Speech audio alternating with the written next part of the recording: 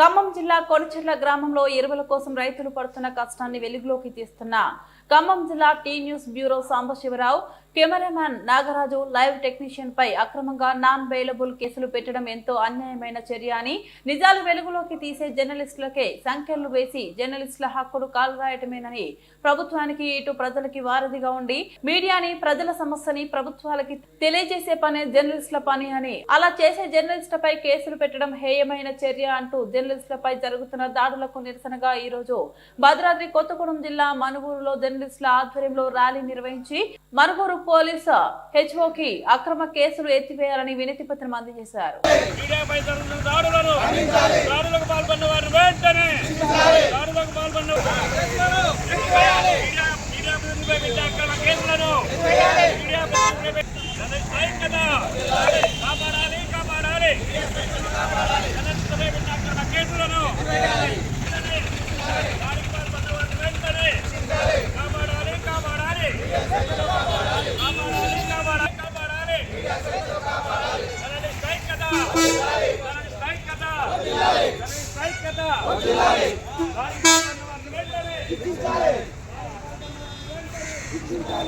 మిత్రులందరూ విలేకరులపై జరుగుతున్న దాడులు నిరసనగా ఈ ఆందోళన కార్యక్రమం చేపట్టడం జరిగింది.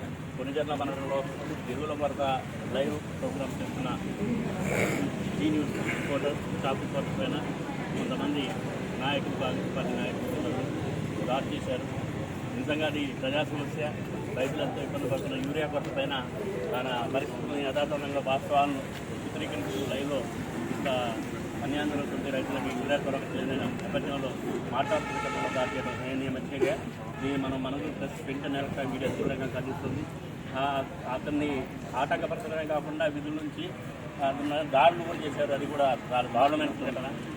వాస్తవాలను ప్రతిబంధిస్తూ, వాస్తవాన్ని చిత్రీకరిస్తూ, వాస్తవాలను సమాజాన్ని తెలియపరిచే ఛానల్ రిపోర్టర్లపైన దాడులు చేయడం అనేది ఏమాత్రం సమంజసం కాదు. ఇక ముందు ఎవరైనా సరే ఇలాంటి దాడులు పాల్పడకుండా ఉండాలి. విలేకరులకు ప్రత్యేకించి ప్రింట్ అండ్ ఎలక్ట్రానిక్ మీడియా వారికి ప్రభుత్వం రక్షణ చర్యలు చర్యలు చేపట్టాలి. దాడులు పాల్పడిన వారిని వెంటనే తగిన శిక్షలు వేసి కఠినంగా శిక్షించాలని press club and Manuguru print and electronic media అందరి తరఫున